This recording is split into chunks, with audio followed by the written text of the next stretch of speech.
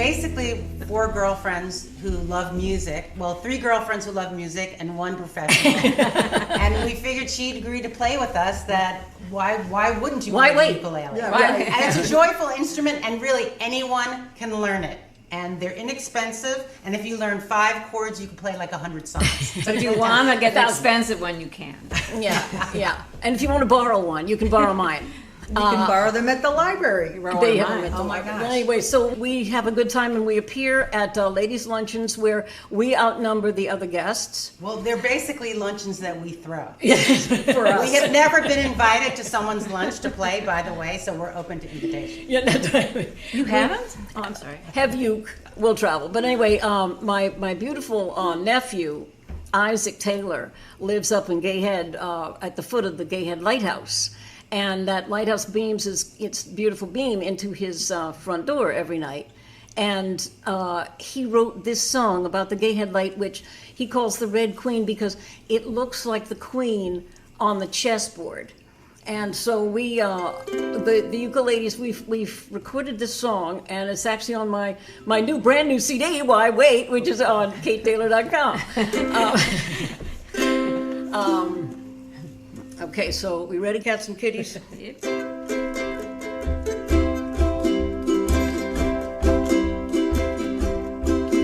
Well, the color of my fingertips is gray. They are stained by my hometown clay.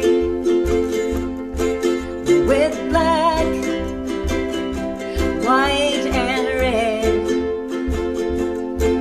The colors they paint by the old seabed. They've been pushed around by the mighty mush-up who made this ground. Do you know what I mean? Highs with the sun, and my sweat beads before my breakfast has begun.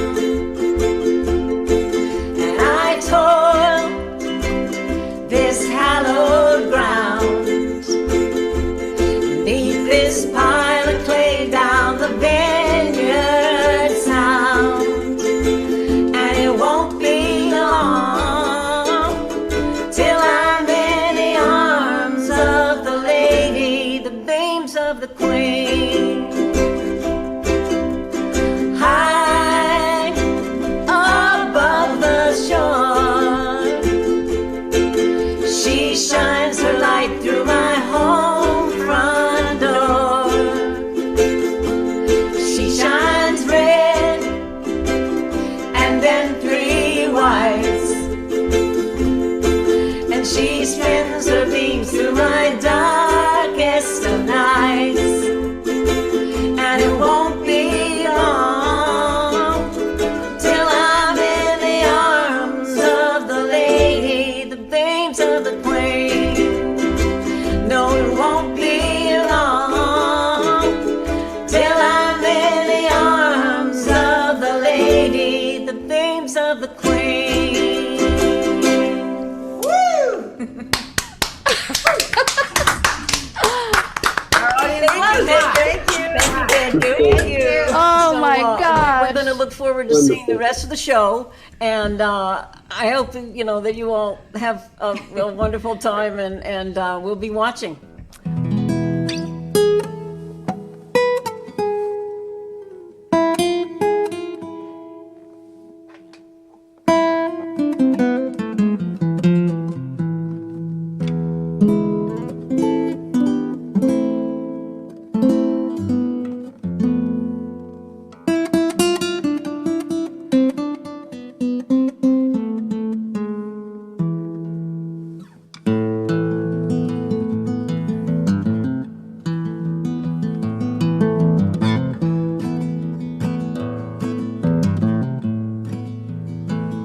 Consider this day, consider it holy. If we consider that it's holy, then it is. Take this moment to consider all the moments that we didn't so consider prior to this. It's how it is, it's how it's always been, and will always be, I guess. It's how we're blessed. It's how we're blessed. Consider the light that guides you, and without which you would flounder in the dark. Whatever they tell you, it burns inside you, and it's blazing like a furnace, like our nearest dying star. It's how it is, it's how it's always been, the light and the darkness. It's how we're blessed, how we're blessed, how we're blessed. It's sometimes hard to fathom when we're falling into a chasm, when we're staring at the jaws of death. How we're blessed, we're never gonna understand it on a short time on the planet.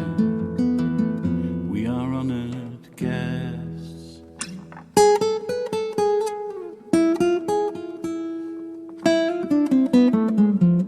Consider this sound, this set of vibrations that moves the air, that stirs the head and heart. The epic themes and the many variations, the revelations that tear us up and tear us all apart. It's how it is, it's how it's always been, even in the wilderness. It's how we're blessed, how we're blessed. It's how we're blessed, how we're blessed.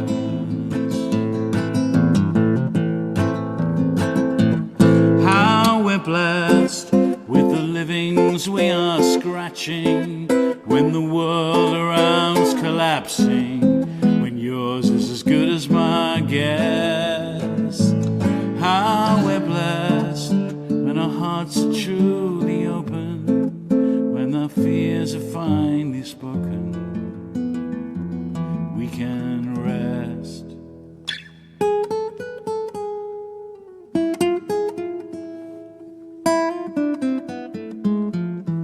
Consider this breath that fills you, and without which you'd be useless, more or less. What doesn't make you stronger kills you. Your breath's the first blessing you're given, and the last thing you have left.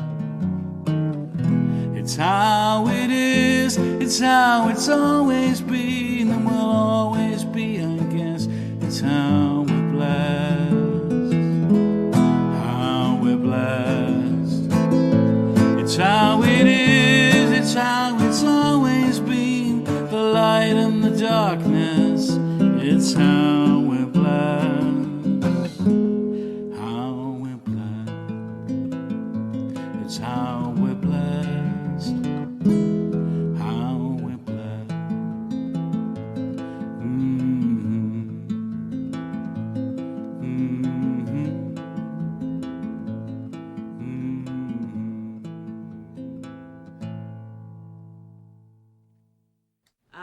It's so strange. This year in particular, I am much more present and cognizant about where I was when I first learned about what happened. And I remember I was in the School of Music. I was at Appalachian State University at the time, and I was walking to one of the rehearsal rooms, and my clarinet teacher walked out of the hallway and was like, "What are you doing here? Go home, go to your dorm, get out of here." And I was like, what's happening? And he said, we've been attacked. The country's been attacked. You need to go to your dorm right away. And by the time I got there and turned on the news and kind of took in everything that had happened, I realized that not only had New York been attacked, but also the Pentagon. And my heart stopped because I knew that my dad had been at the Pentagon many, many days. And on that particular day, he actually was on his way there and turned around and went back home. And I will always be so grateful for whatever it was that made him turn around that day. I don't know what it was. I don't think he even knows what it was that made him turn around on that particular day, but I'm very, very grateful that he did, because I still get to have him because of that. So I didn't know what the second song I wanted to sing for sure was going to be, but I think because of Dad, retired Army chaplain that he is, and because so many of those images that I think gave so many of us hope, after was seeing all of those pictures that even amidst the chaos, even amidst the smoldering remnants of buildings and ash and things like that, were these striking contrasts of the flag, of our flag, against all of that, as if to say, we are bruised, but we are not broken. We are united and we are here and we will get through this. And there was a lot that we didn't do exactly perfectly in the midst of that chaos, and there always is, but there was so much that we did right, just as we're finding again with this pandemic, when we do what is in us to do, when we come together, when we unite, when we lift each other up, we are at our very best. And that is the thing that gives us hope in moments like this. And so I think I want to sing this song, which is called Hope Revolution.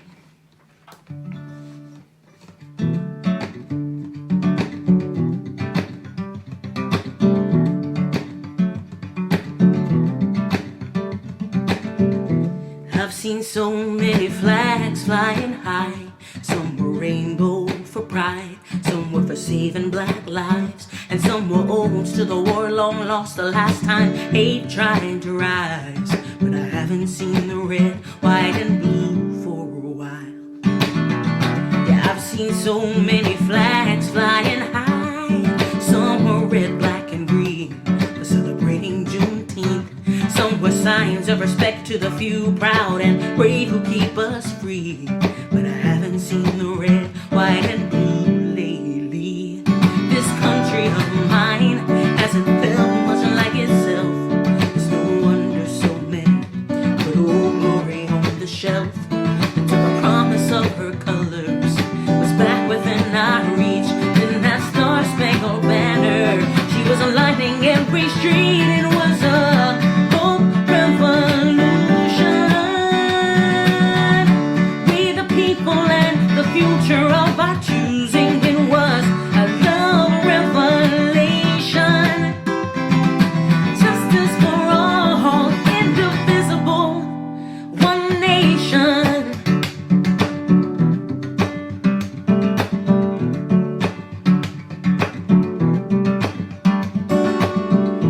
These 4 years didn't feel like the last. The worst parts of our past, it's like they brought them all back. Baby's cage, borders closed, our democracy under attack. Never thought I'd see the red, white, and blue do that. Oh, this country of mine hasn't felt much like itself. It's no wonder so many put old glory on the shelf, until the promise of her colors was back within our reach. Then that star-spangled banner, she was aligning every street. It was a hope revolution. We the people and the future of our choosing. It was a love revelation. Justice for all, indivisible, one nation. One nation. Oh, those colors aren't just pretty, they're pretty much who we are. Perseverance and justice, vigilance and valor. That's why we were dancing, not marching, as those dark clouds scattered. There was glass everywhere from all the ceilings being shattered. It was the first time in a long time that it felt like it mattered what those colors stood for and who those colors were for. It was a hope revolution.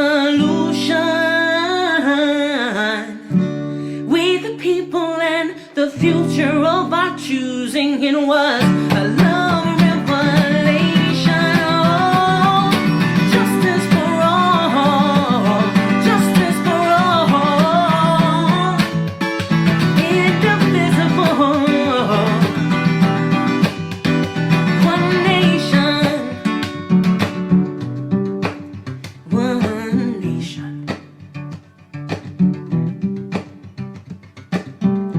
I've seen so many flags flying high. Hope the red, white, and blue stays a while.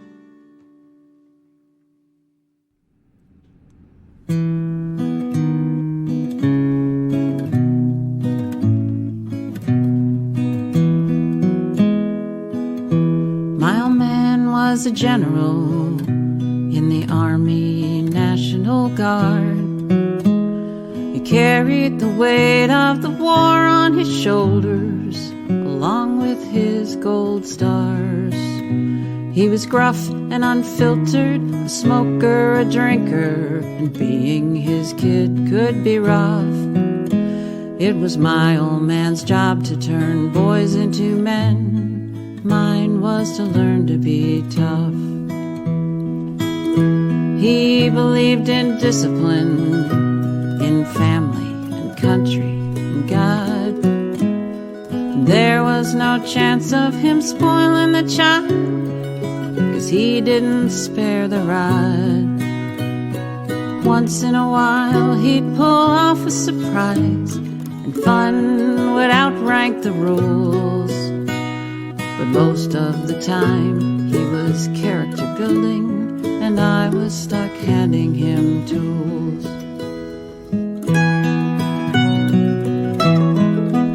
Once the National Guard had a conference in town at the Chase Park Plaza Hotel. It was there in the lobby he saw 3 celebrities and thought to himself, what the hell? Well, maybe it was the uniform, or maybe they just had kind hearts. Somehow he convinced them to meet the next morning at 0900 sharp. So the next day he woke me up early and handed me my Sunday clothes. Where he was taking me he wouldn't say, but he smiled all the while that he drove. At the restaurant I guessed I'd be meeting his buddies. The table was set up for 5. I was shocked and confused when 1 and then 2 and then all 3 stooges arrived. Hello, hello, hello. I had breakfast with the stooges, Larry, Moe, and Curly Joe. It was a young kid's dream come true. There was so much I didn't understand, but that day my wish was his command. What a great day for me and my old man. Breakfast with the Stooges.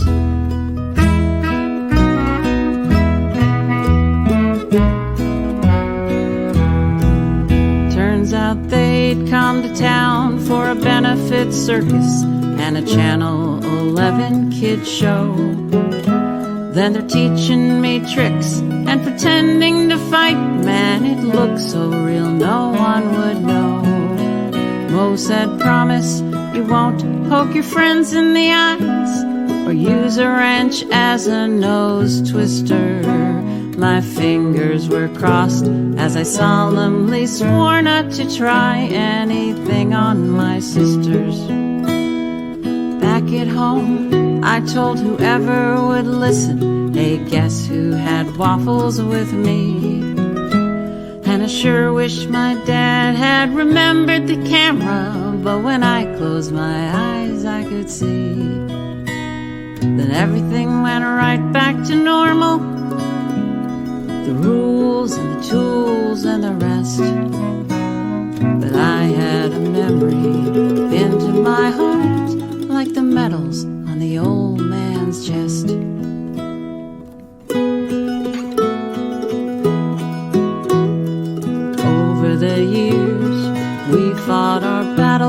as fathers and sons tend to do. He ruled heavy-handed, but I like to remember that he had his soft side too. There I am in the family room, eating my Cheerios, watching those three on TV. The old man is stretched out in his lazy boy, laughing along with me. Hello, hello, hello. We had breakfast with the Stooges, Larry, Moe, and Curly Joe. It was a young kid's dream come true. There was so much I didn't understand, but that day my wish was his command.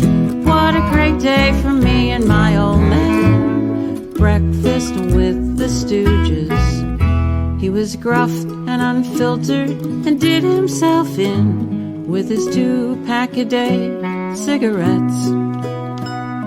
But he had his ways to show me he cared, and that helps when it comes to regrets.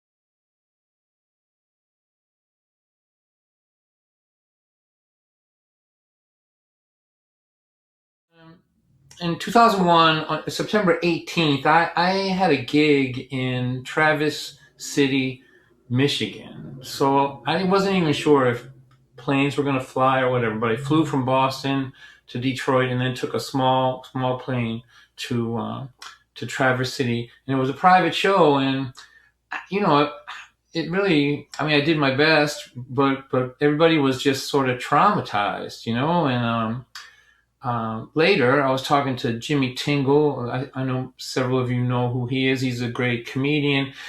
And we were talking about, when's it going to be okay to laugh? And he, about a month after 9/11, started asking his fans, is it okay to do comedy? And the consensus after about a month was not only yes, but that we need this. This is how we get back to normal.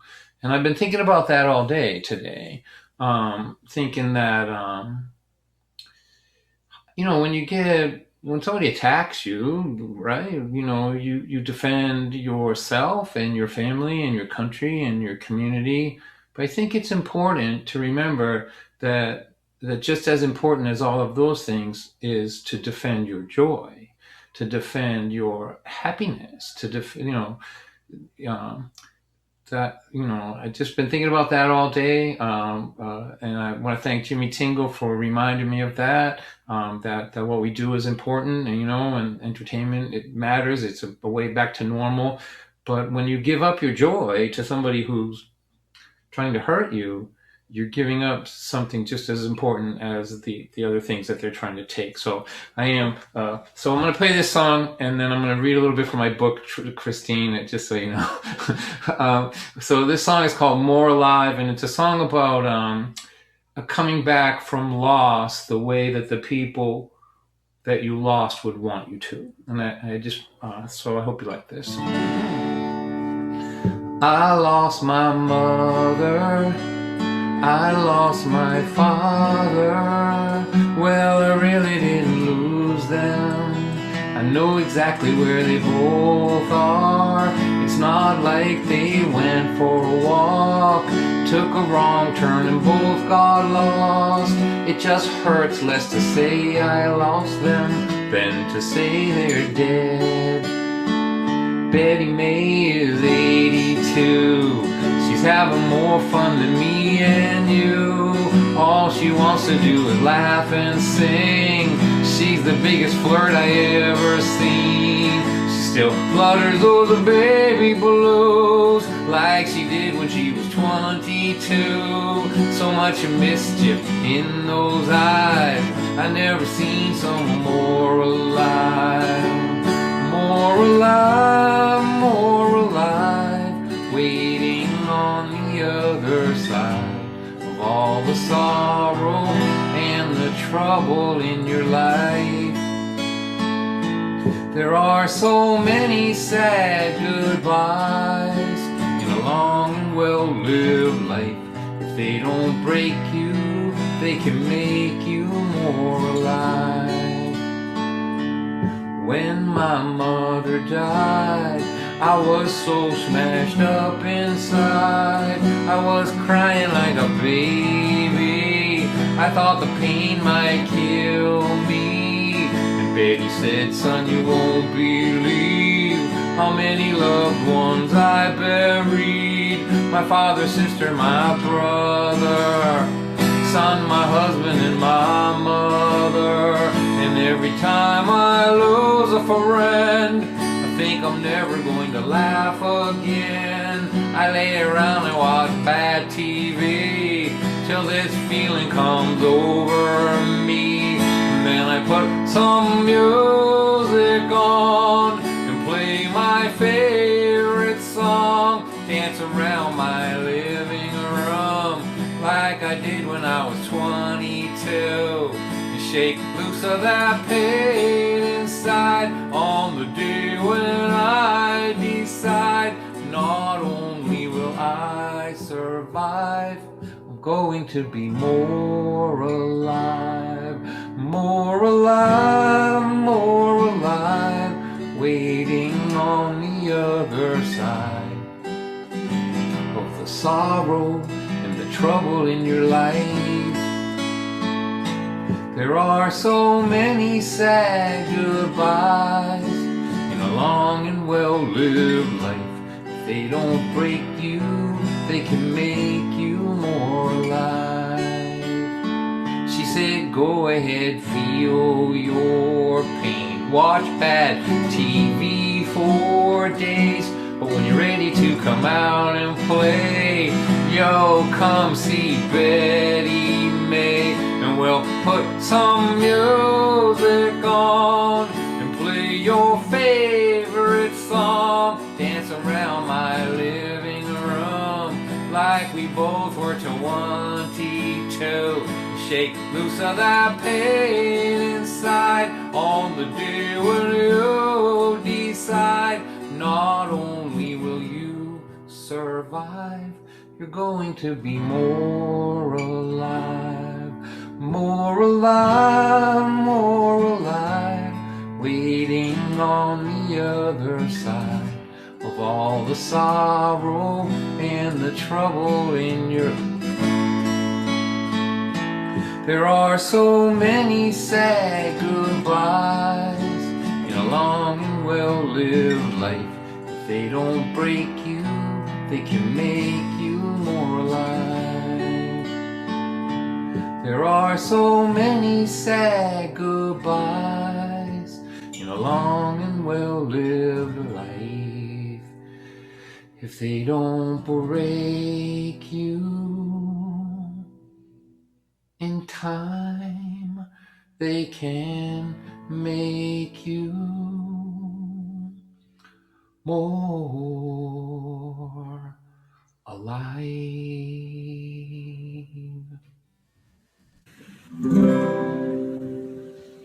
Today we cry, tomorrow we rise. Today we cry, tomorrow we rise.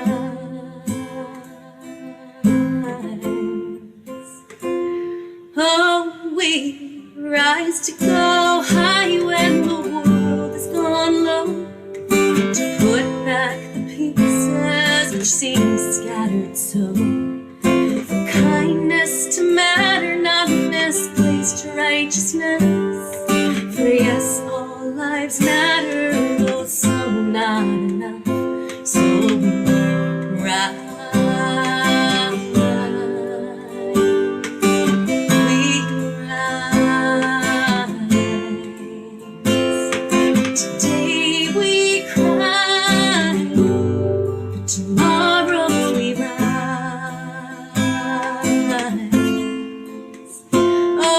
today we cry, but tomorrow we rise. Oh, we rise for the mother whose pain they don't know, for her road to travel, yes, her choice alone. For families in fear of ripped away dreams, for those standing boldly by rocks and by streams. Oh, we rise. We rise. Today we cry, but tomorrow we rise. Oh, today we cry, but tomorrow we rise. Oh, we rise like the trees of the Great Sumatra. We rise for the bees and the sweet truffle love. Oh, we rise for the child who hasn't enough. Oh, we rise for two people who just want love. Oh, we rise. We rise. Today we cry, but tomorrow we rise. Oh, today we cry, but tomorrow we rise. Oh, we rise.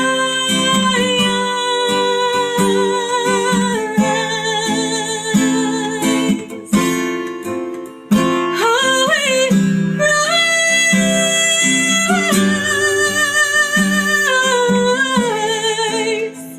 Oh, let's try these eyes.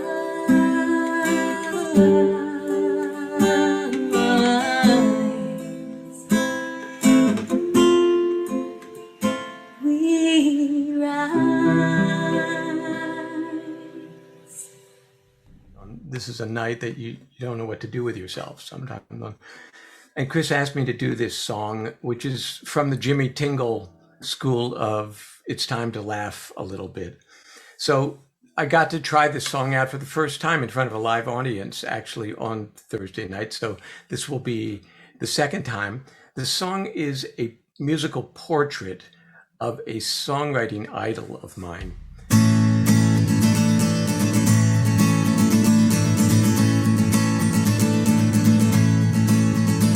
I speak in tongues of angels. I channel what the whole world sings. I live in mortal danger. The rising sun will melt my wings. My father was a leprechaun. My mother was a shaman who was cursed. I was born outside of Eden on February 31st. I'm a populist, iconoclast, itinerant, shape-shifted millionaire. They can shoot a film about me without me even being there. The film's called I'm Not There.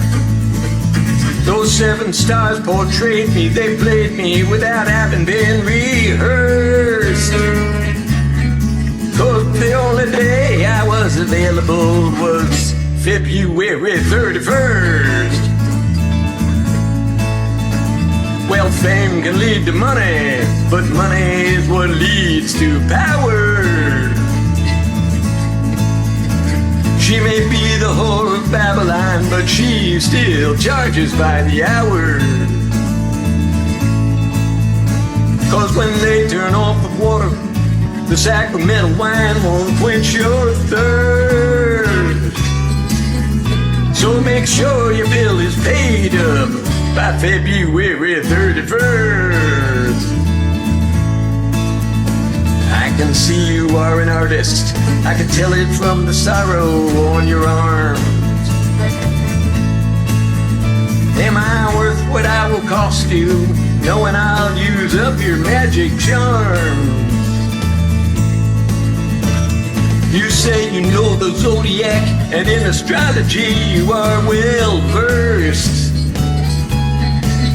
Babe, you'd better do your horoscope for February 31st.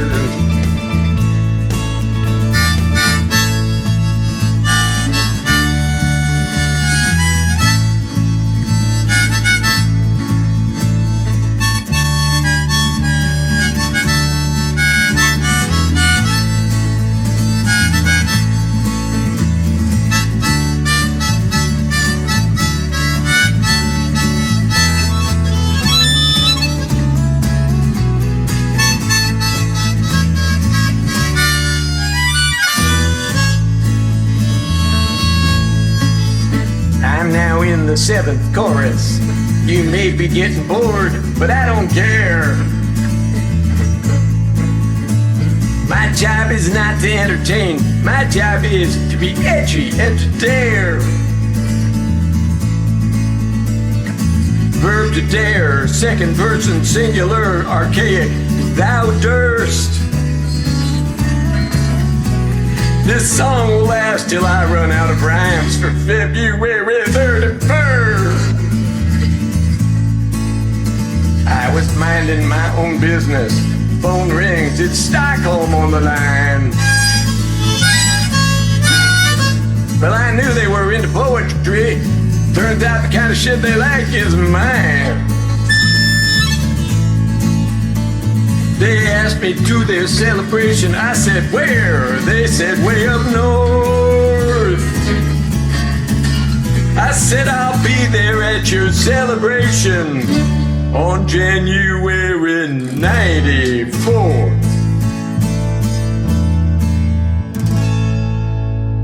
Thank you.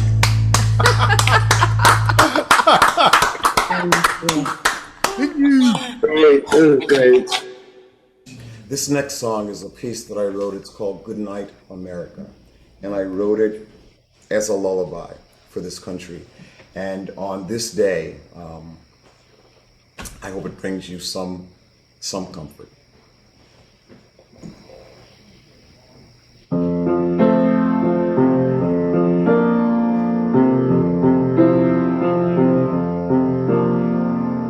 Good night, America.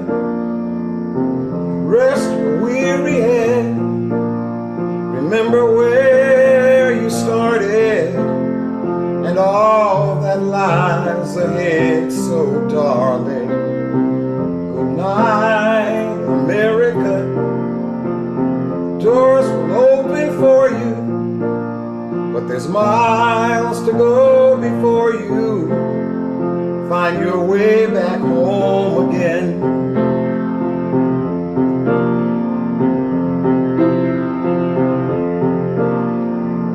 Good night, America. You're looking for some shelter from all the helter-skelter of this world we're living in. So darling, good night, America. Hold on to tomorrow when all this pain and sorrow gives way to light again. You wear your heart upon your sleeve, but your sleeves ain't long enough. But the tough get going when the going gets tough, when the going gets rough. So good night, America. Storms are closing in, and you don't know where you're going, and you don't know where you've been. So darling, good night, America.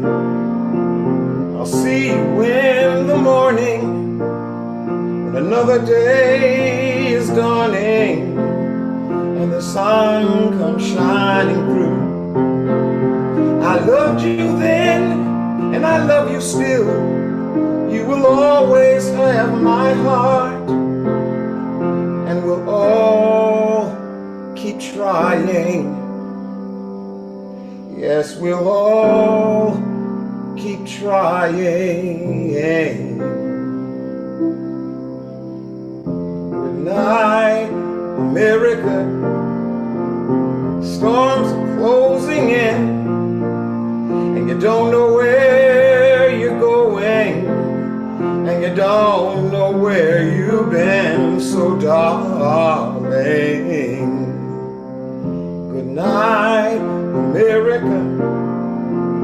I'll see you in the morning when another day is dawning and the sun comes shining through.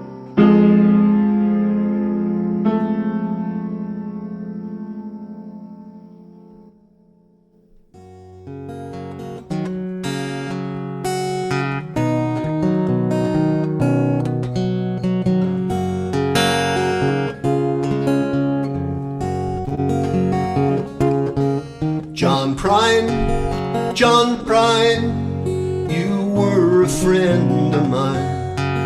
I see you sitting, sipping your Corona. Back here, we're fine. I'm dropping you this line to ask you how things are in Arizona.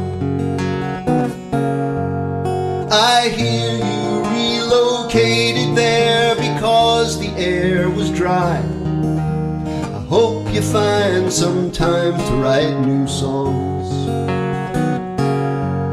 Some people that you know moved out there years ago. Loretta, Barbara Lewis, oh, and good old Safety Joe. You know John Prine, you were a friend of mine. I see you sitting, sipping your Corona. Back here, we're fine. I'm dropping you this line to ask you how things are in Arizona. This world can make you crazy, that's the way the world goes round.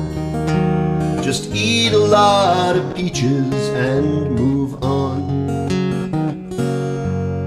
Grand Canyon's awful nice, I've been there once or twice. They've even got the London Bridge, it's just like paradise. And so John Prine, you were a friend of mine. I see you sitting, sipping your Corona. Back here, we're fine. I'm dropping you this line to ask you how things are in Arizona. Or maybe I misheard and it's Pomona. I bet you'd love the bars in Barcelona. Enough said. 20 years ago, I was in 5th grade. So I kind of don't remember as much as I think I should, but what I do remember is crystal clear. I remember my school's principal coming up and speaking in front of the small student body in morning assembly and announcing to both the students and the teachers that 2 planes had crashed into the World Trade Center. And as a 10-year-old, I didn't quite understand the gravity of what had happened until I went home that afternoon. At home, my mom had the news on, and it was wall-to-wall coverage of what had happened, as well as what happened in DC and in Pennsylvania. And similar to Chris Matthews, I have an uncle who at the time worked at the Pentagon. That morning, he was blessed with car trouble and didn't make it into work that day. I also remember that my mother had just gotten the job as a news reporter for a local TV station that only broadcasted in my hometown of Warwick, New York. And her first on-camera appearance was a few days after the attacks for a special 9/11 vigil. And my family and I watched as she fought back tears and introduced the 16 people from Warwick who were killed. And lastly, I remember the next time I visited my grandmother in New Jersey, and for the first time in my life, not seeing the Twin Towers on the skyline on the car ride there. This song was written about some of New York City's more current issues with homelessness and the enormous wealth gap that I've seen in person over the past few years. But tonight I want to dedicate it to the souls who helped to rebuild the city after the attacks and who continue to do so 20 years later.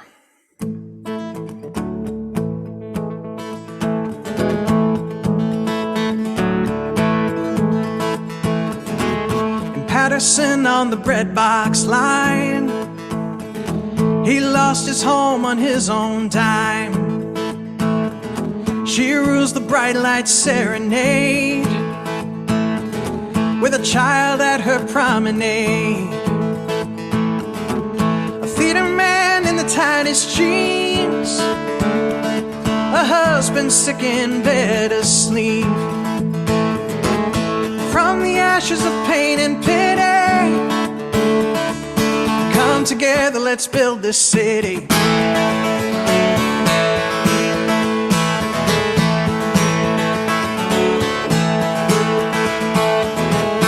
Innocence with charcoal skin, his brother shot by a blue man's tin. A mother trapped in a textile mill, risks her hand for her mouths to fill.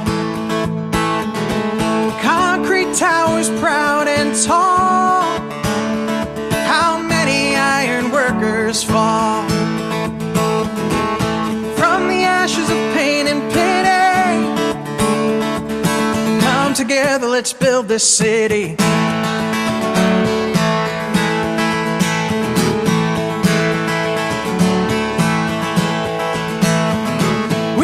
To be a solid land, planted firmly in the sand, where shops were called our conscience hid.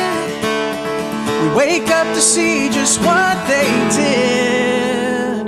They ripped apart the prophet's tongue, and the murderer is free to run. Gambler hits the slope in stride, climbing up to the money's high. The working man has a beggar's kiss. God knows we are better than this. So from the ashes of pain and pity, come together, let's build this city. Come together, let's build this city. Come together, let's build this city. Come together, let's build this city.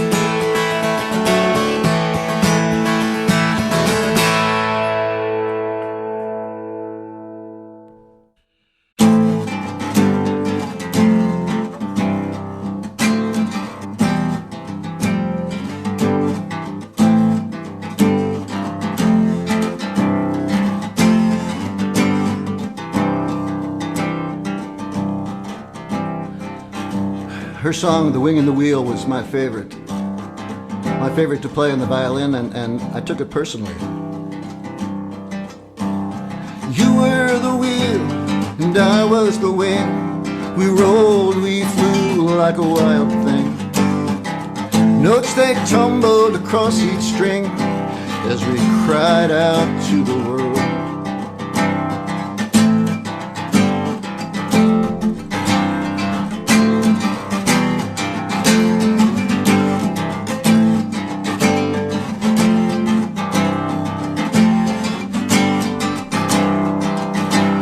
Little toy trucks on her windowsill caught the light as she sang with a whippoorwill. The trucks still roll, but the voice is still as let us cry out to the world. Let us cry out for hunger, for suffering and pain. She roared like the thunder, she cried like the rain. Let us cry for the helpless, her very words. Let's sing for the children, the beasts and the birds.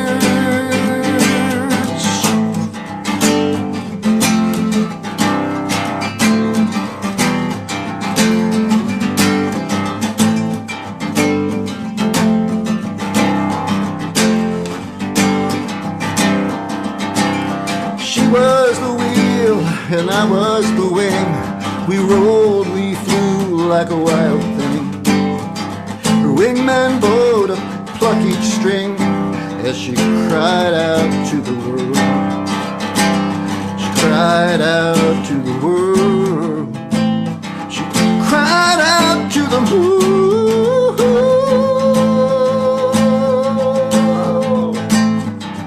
Cried out.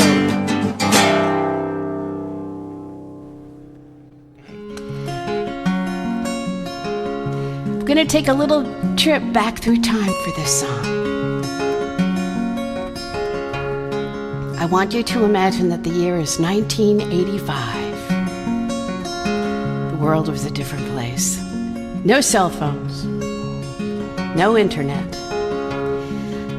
But I had the great good fortune of taking guitar lessons with Dave Van Ronk. It was a Saturday. I had a good lesson. You practiced hard when you took lessons with Van Ronk. You didn't want to embarrass yourself in front of that man. And I lived the Upper West Side of Manhattan. He lived in Greenwich Village. So I was taking the subway, the #1 train north. And who gets on the train at 42nd Street? An actress who I instantly recognized because she's in a lot of my favorite films. She plays Goldie Hawn's mom in Private Benjamin. And she's the mother of the boy with blonde hair and Breaking Away, that great bicycle movie. And here she was, riding the subway. I would think that someone of her stature would be in a taxi, if not a town car. So I decided that when I would get off at my stop at 72nd Street, that I would walk by her and say something nice. So in real life, I'm shy, so I'm like trying to screw up my courage. And come up to 72nd Street, I stand up, and she stands up too because it's her stop. And I didn't expect that. So I had to instantly go to plan B. I started to follow her. She's a famous actress, movies and TV. I recognize her as we climb the stairs of the IRT. We cross the street together. We're moving up Broadway. I'm trying to come up with something clever I can say about how I love her work, what it means to me, how in her most recent film she acted brilliantly. Maybe she'll think I'm stupid, maybe this'll make her day, but she disappeared into the crowd and the moment slipped away. Of course, I found out her name is Barbara Barrie.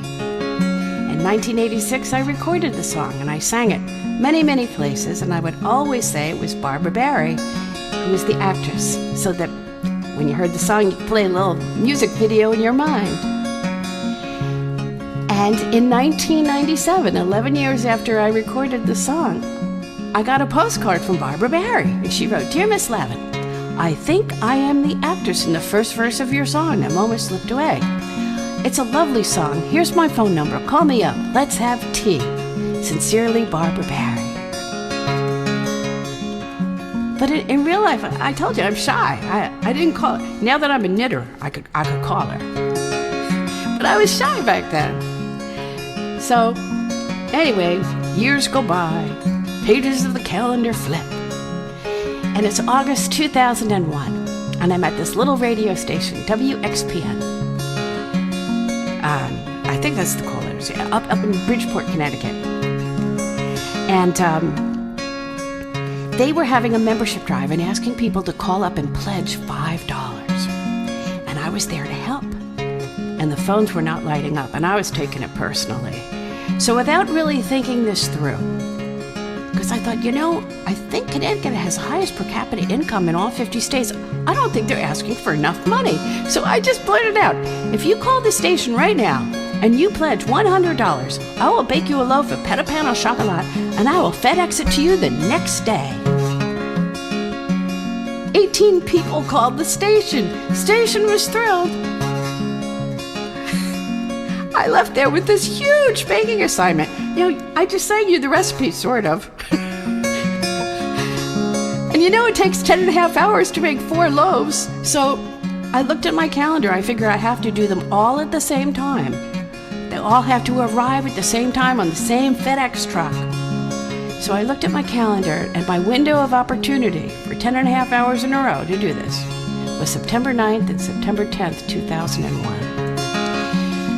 So, in the evening of September 9th, I started 18 loaves of petit pain au chocolat, and then 9:15 the next day on September 10th, I'm standing in line at Federal Express with 18 little boxes. And for any of you who've ever done a big baking assignment, when you're done, you want to just do a little bit more and keep it for yourself.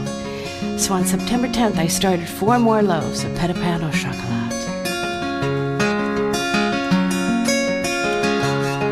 And when I found out what was happening at Ground Zero on September 11th, and what had happened at the Pentagon and at the field in Pennsylvania, well, I wasn't about to make bread, so I put the starter into the refrigerator, and I went over to my neighbor Martha's house, and probably like all of you, we were glued to the television, horrified by what we saw, knew that life as we knew it had changed. And we wanted to help. We tried calling the Red Cross. We couldn't even get through to them for 4 hours. We finally did. They didn't need any more blood. So I told my friends, I said, you know what? I'm gonna go home, I'm gonna bake some petit pain au chocolat. And they said, now? Why? I said, I started it last night. I don't want to lose the starter. So I went home and I put the television on, and I was working in the kitchen on the breads, and that's when I heard that my local firehouse, ladder number 25, 7 of their firemen were missing. So when the breads were finished, I put one in the freezer, I brought one over to Martha's, and I brought 2 of the breads over to the ladder 25 on West 77th Street. And for the next 2.5 months, whenever I had 10.5 hours in a row, I would bake 4 loaves of petit pain au chocolat for the local firehouse. And I watched it turn into a shrine with pictures and poetry and flowers. And I never said very much. I would just drop off the breads and the guys would thank me. I'd go on my way. And there's no telling how long this would have lasted. But in December, I was walking toward the firehouse, actually sort of running because they were really, really warm. And there were 2 firemen standing out front, and when they saw me coming, they started whispering to each other in a way that I knew something was wrong. So I got out to them, I said, hi guys, here's 4 more loads of petit pain au chocolat. And they said, lady, you gotta find yourself a new hobby. I said, what? Was there something wrong with the last batch? And they said, no, not at all. We all just got physicals. We've all gained at least 20 pounds, and the doctors told us we could no longer accept sweets from the neighbors. So I said, yeah, but they're really warm. They said, sorry, we can't. So I left. And I mean, we all did whatever we could to stay sane. And for me, it was baking for that firehouse. So I did the same thing I always did. After I would drop off the breads, I would go to Fairway, get more ingredients to bake more pâte à pain au chocolat. So I get my shopping cart, and I'm shopping in Fairway. Guess who I see with the shopping cart? Yes! Barbara Barry! So I started to follow her again. And this lasted all of about 30 seconds, because she turned around and she went like this. What? And I said, Miss Barry, I'm so sorry. I didn't mean to disturb you, but I'm the folk singer who wrote The Moment Slipped Away. You sent me a postcard, said we should have tea. She said, that was like 5 years ago. I said, I know, I'm shy. And so she was so nice. So we started talking, and what happens when you run into a friend in the grocery store, you sort of subconsciously check out their cart.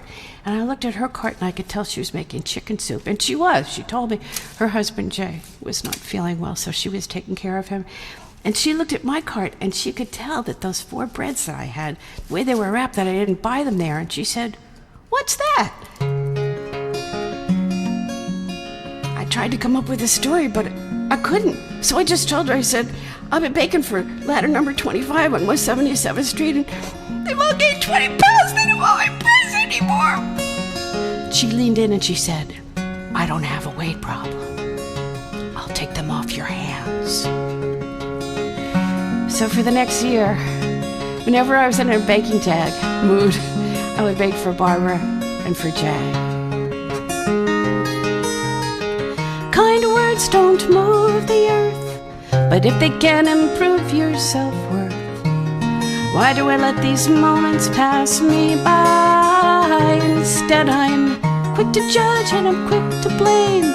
I'm quick to criticize, quick to maim. It's hard to change, but I'll try. So maybe it's your best friend or the next stranger you see. Maybe it's your neighbor. Maybe it's you. Maybe it's me, who needs to hear encouragement to make it through the day, who needs to hear whatever kind words you might have to say. It doesn't matter where you're going or where you have been. Right now is the perfect moment for us to begin to appreciate each other in new and different ways. Please don't let another golden moment slip away. Appreciate each other more and more each day. Oh, now, please don't let another golden moment slip away.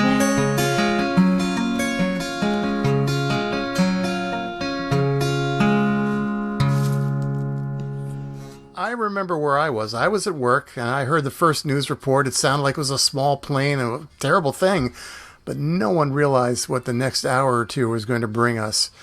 And I remember, I live here in New Jersey, maybe less than 10 miles from the World Trade Center. And for days, here in New Jersey, we could smell that I don't know, it's hard to describe. It was burning rubber, electronic equipment. It was just horrible. And my brother-in-law lives on Reed Street, which is just a few blocks away from the World Trade Center. And I remember going to visit him. The jet engine, you've probably seen that picture, that was just a block away from his house. So to see how much it affected us personally. I know a few folks that passed away, the late Jeff Hardy, brother of Jack Hardy.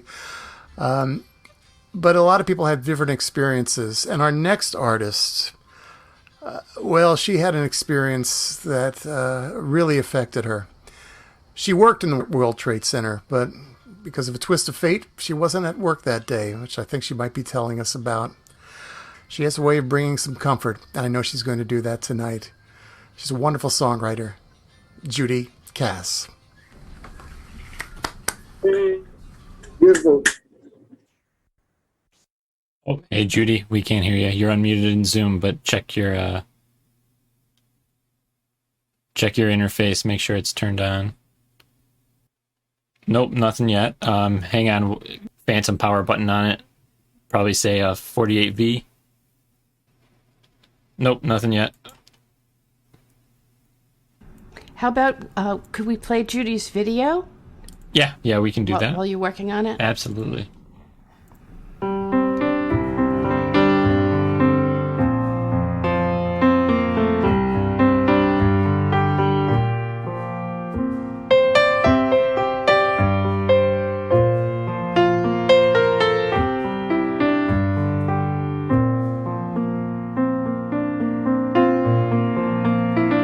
Time will take you past your sorrow and slowly move you through your pain.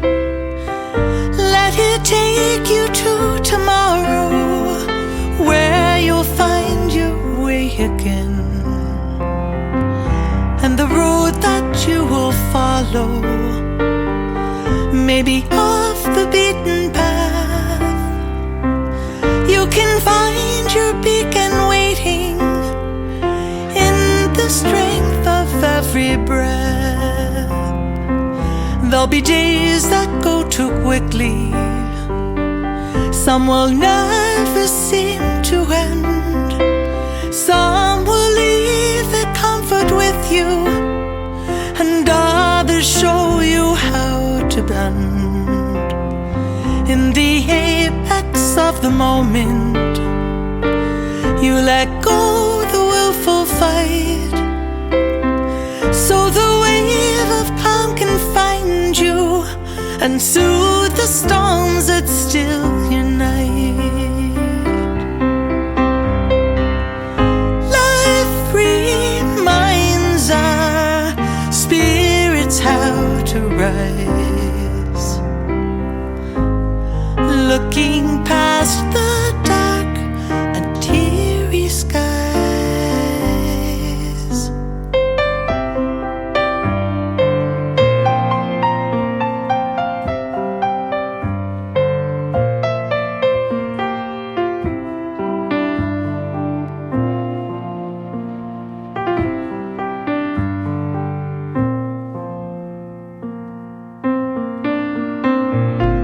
Sun slips through the darkest hours, shares a hint of brighter day. Let it bathe you in its showers, rays of hope to shine the way. And time will take you past your sorrow, and the love will help you heal. Let it take you to tomorrow and far beyond the ashen steel, far beyond the ashen steel.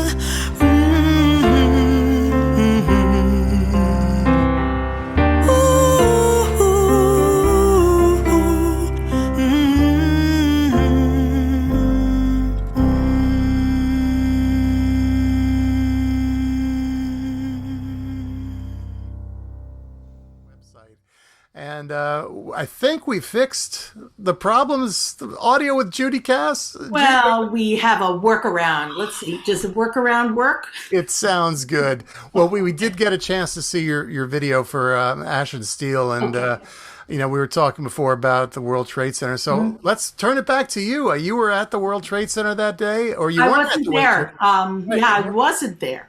Okay. I worked there. My office, my little egg I had on my desk was there, no longer. But I wasn't there because I decided that my then 9-year-old daughter very much needed some mommy time. So I had been working very long hours, burning midnight oil. My daughter, I found, I was going through some things to kind of have a different remembrance this year. I really didn't want to be mired in Ash and Steel.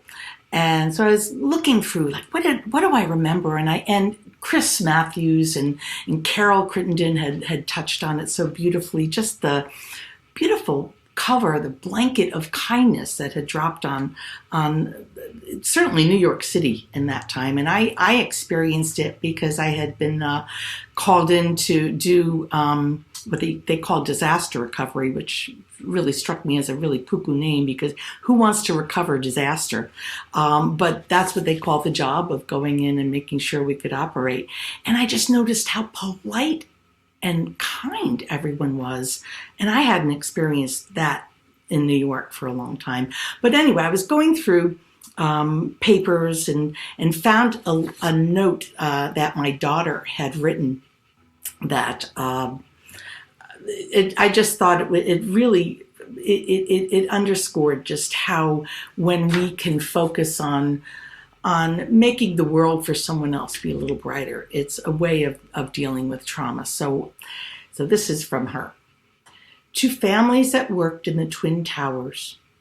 Dear families, my friends and I were selling cupcakes and we made $21.15.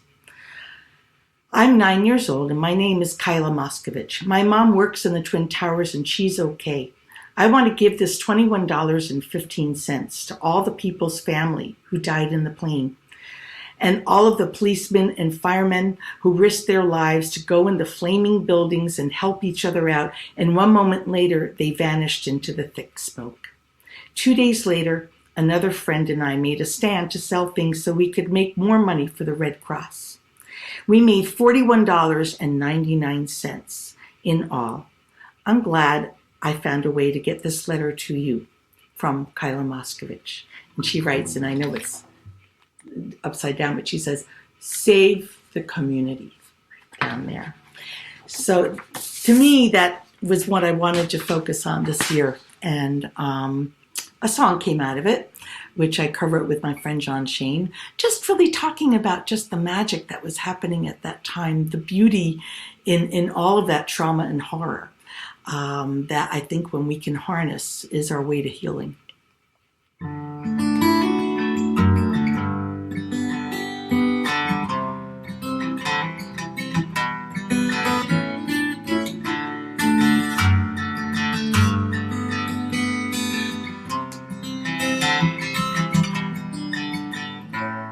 You could hear a pin drop in the morning train car.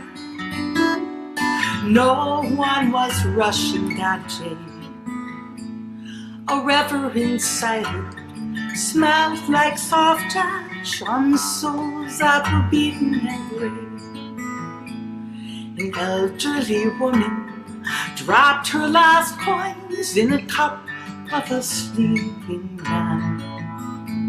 I offered my seat to a dust-covered worker who gently replied, thanks, I'll stand. And in the space of our shared grief, we offered another comfort and relief. And small acts of goodness were gold to be mined. We were at our best at this worst of times.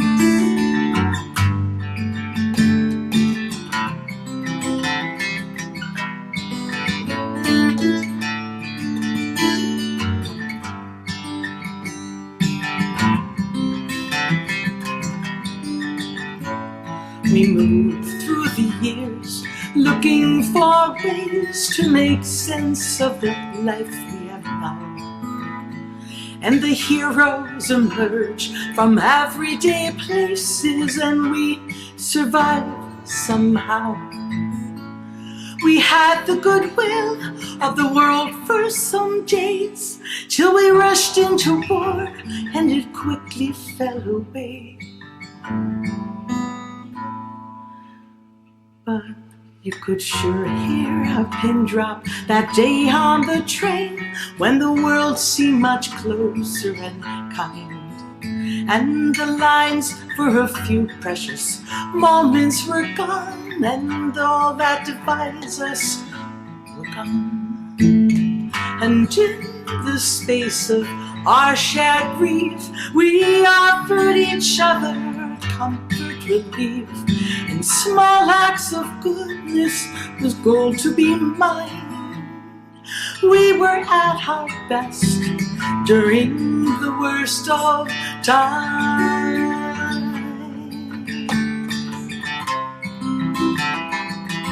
though this time.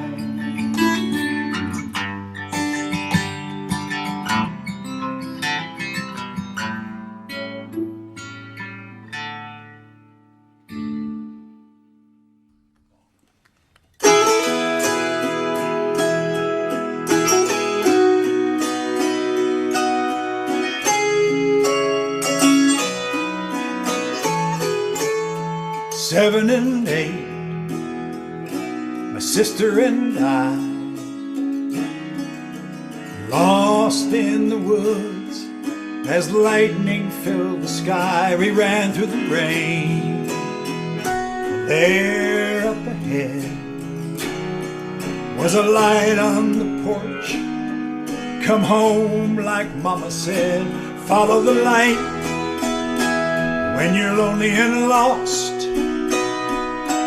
When out in the darkness you are tumbled and tossed, follow your heart wherever you may be. Follow the light on home to me.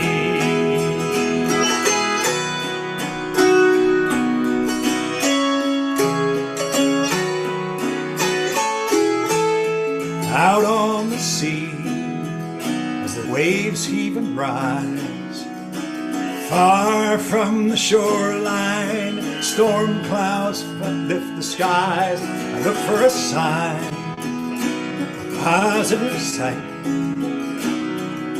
a beacon that shines to guide us home tonight. Follow the light when you're lonely and lost.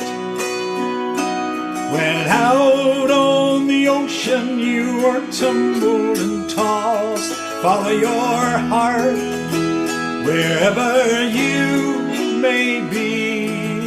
Follow the light on home to me.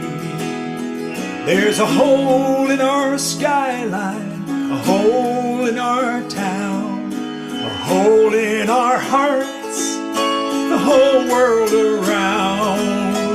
How do we heal? Tell me, how do we see the mercy that shines in you and me? We follow the light.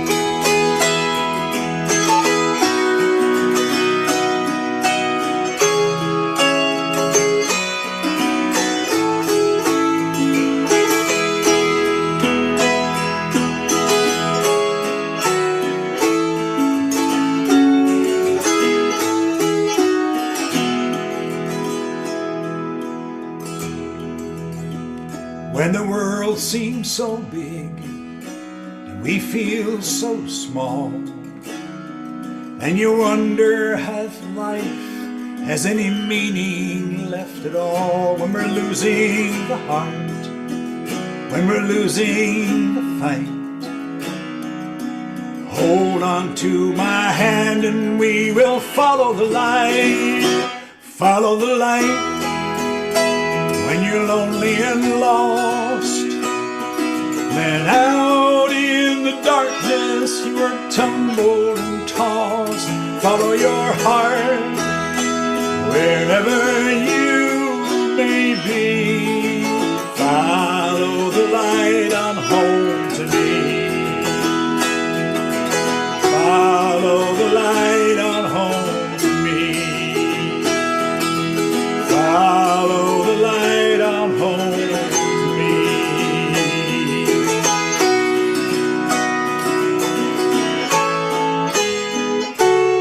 Follow the light. This is from Julie Gold. Nothing was the same after the towers fell on 9/11. New Yorkers walked around in a numb state of disbelief. Our feelings of invincibility had been obliterated. The air was heavy with a post-apocalyptic smell of burning electronics.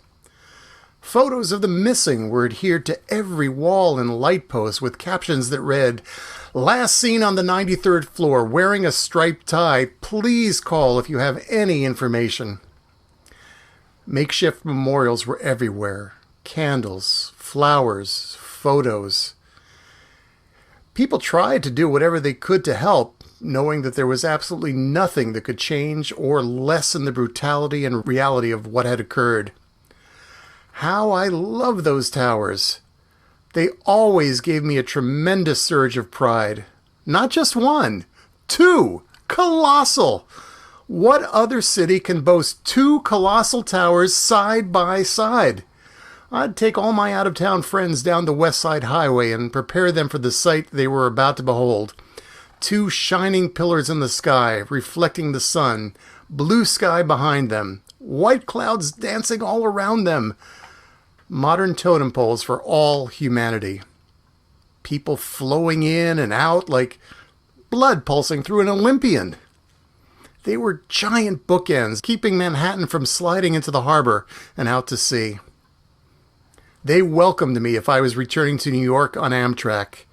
They welcomed me if I was flying back to New York.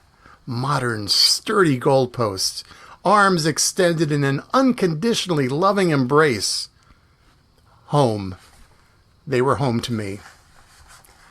I could see them from my apartment. They were partially lit at night, so I considered them my own personal nightlight when I'd get out of bed for any reason. They comforted me. Nothing was the same after the towers fell on 9/11. Because of the nature of From a Distance, I was suddenly called upon to perform at all sorts of functions, memorials, fundraisers, tributes, prayer vigils, services, celebrations, gatherings of folk singers, actors, activists, poets, politicians. There I was, playing From a Distance. I wish I could say that those performances helped me heal. Maybe they did. At the time, I was so lost and numb, I don't even know how I was able to sing or play. I guess being with fellow musicians and fellow New Yorkers bolstered me. Camaraderie. One night, I was invited to play at a function at the famed Bottom Line. I found myself among a bunch of Broadway luminaries, all of whom I revered. Even so, it was hard to feel jubilant, considering the cause. What a night! Such passion, such talent, such dedication. Superstars! A galaxy of superstars sending messages of love and healing out into the universe from Greenwich Village. The chief of the fire department came and made a heavy-hearted speech. I don't think any public figure could have gotten more respect and attention and love. He was the embodiment of all we were feeling. God's messenger, our hope, our hero, our salvation. I remember, reverentially, touching the back of his jacket as he passed me. I needed the connection. Then the night ended, and slowly, people filtered out. Outside, the air was still thick with the smell of what had happened. Spirits were broken, hope was dim, the future was uncertain. Nothing was the same after the towers fell on 9/11. That was written by songwriter Julie Gold. Julie was also great friends with NANCI Griffith, who recently passed away. And NANCI, as we heard, was the first performer to record From a Distance. And another song by Julie became one of NANCI's signature songs. And we'd like to close out our evening with the late NANCI Griffith singing it with her friend Emmylou Harris. But before we play it, I'd like to thank Brandon O'Sullivan, who handled all the tech work, sound, and so much more to make this possible.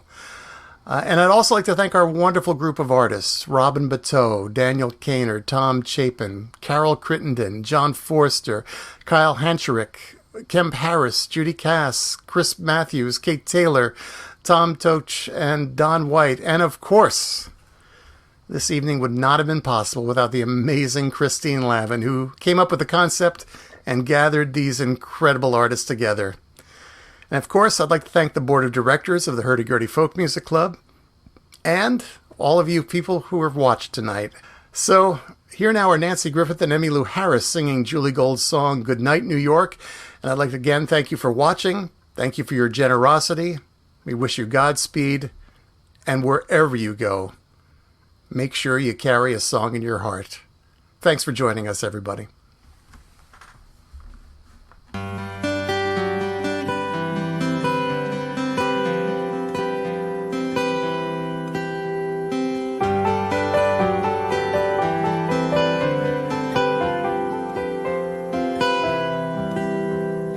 My mother came to America, sailed to the harbor of hope and of dreams.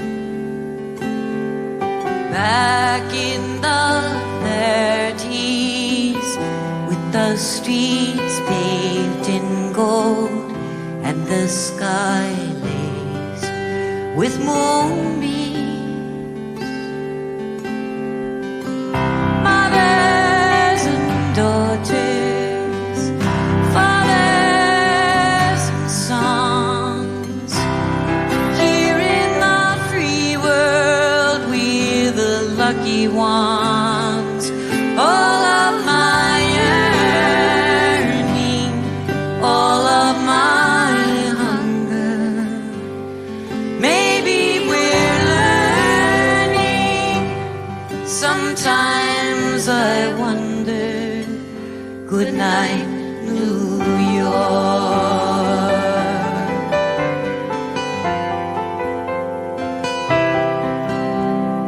Before the Kennedys, before the Beatles, before the Vietnam War, back to a time when anything was possible, having less meant knowing more. Brothers and sisters, uncles and aunts, here in the free world for that second chance. All of my yearning, all of my hunger, maybe we're learning. Sometimes I wonder. Good night, New York.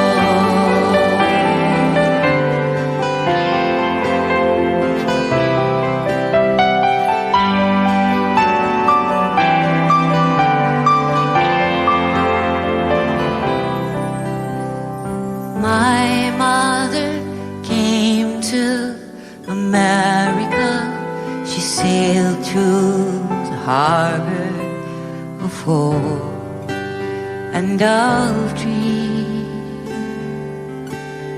And here in her future, I hope I've not failed her.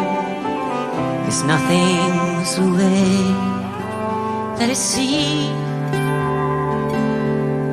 All of my yearning, all of my hunger, maybe we're learning, but sometimes I wonder.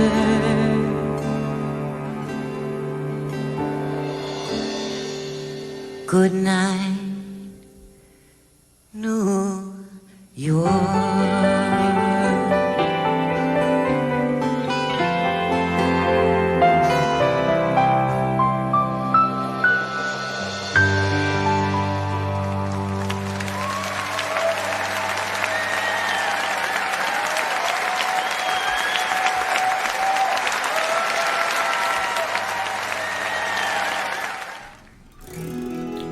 I don't like to say goodbye. I don't want today to end, but we will be happy together tomorrow, together tomorrow again. Together tomorrow, together tomorrow, my friend. We will be happy together tomorrow, together tomorrow again.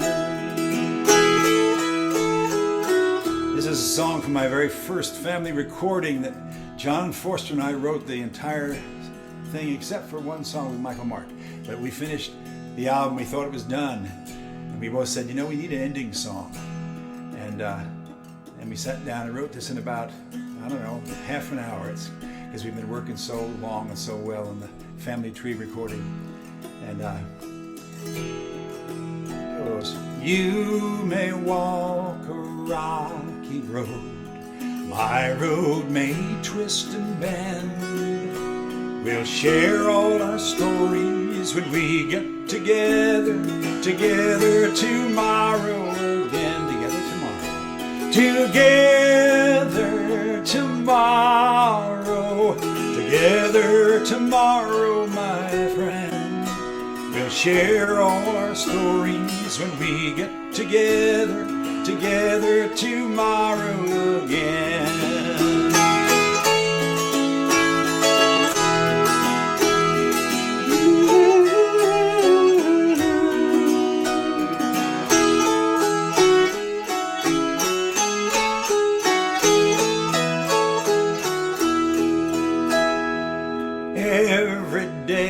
Must pass away, never to come again. Tonight when I'm sleeping, I'll dream of us being together tomorrow again. Together tomorrow, together tomorrow, my friend. Tonight when I'm sleeping, I'll dream of us being together tomorrow again. Together tomorrow again. Tonight when I'm sleeping, I'll dream of us being together tomorrow again.